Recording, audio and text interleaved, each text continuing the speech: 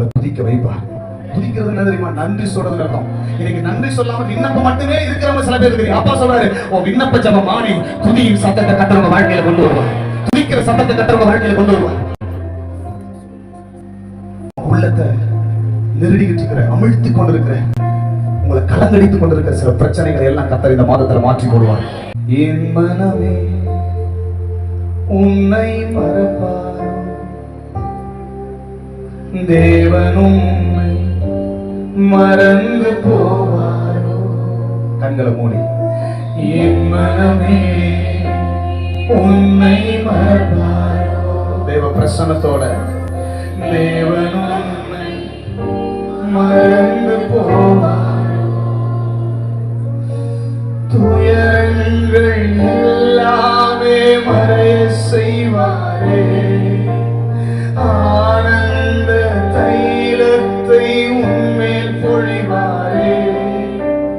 துயரங்கள் எல்லாமே மறைய செய்வார். என் கூட சேர்ந்து பாருங்களேன்.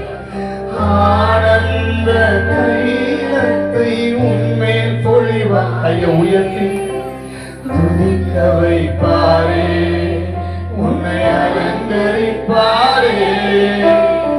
இடிந்து போனதெல்லாம் உயிர் தெழும்ப செய்வாரே, துதிக்க வைப்பாரே, உன்னை அலங்கரிப்பாரே. இடிந்து போனதெல்லாம் விசாரிக்க யாரும் இன்றி தள்ளுண்ட உன்னையே ஆரோக்கியம் மரப்பண்ணி ஆளுகை. உங்களுக்கு கர்த்தர் ஆரோக்கியத்தை வரப்பண்ணுவார். உங்களுக்கு ஆரோக்கியம் வரும். உங்க பலவீனங்கள் மாறும். உங்க வியாதி கசப்புகள் மாறும். உங்க மருந்து மாத்திரைகள் இனி குறையும். ஆமென் சொல்லுங்க. வீட்டுல போயிட்டு நீங்க உங்க மருந்து டப்பா மேல கை வச்சு சொல்லணும், மாத்திரை குறையணும், என் மருந்து எடுக்கிற என் வாழ்க்கை குறையணும்.